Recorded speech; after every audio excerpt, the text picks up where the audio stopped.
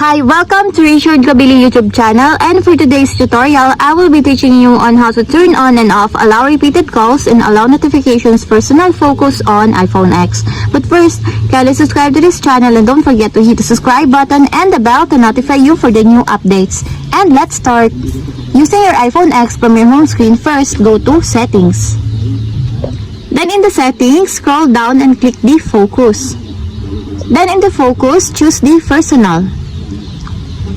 Then in the personal focus, click people under the notifications.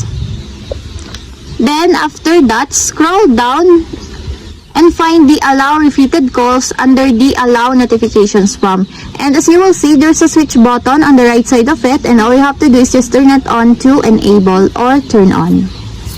And it is now turned on. When the allow repeated calls is turned on, a second call from the same person within 3 minutes will be silenced. And if you want to turn off, just press again the switch button to disable or turn off. And that's it. We have successfully turned on and off allow repeated calls and allow notifications personal focus on iPhone X. If you have a question, kindly comment down below and don't forget to hit the subscribe button and the bell to notify you for the new updates. And thank you for watching!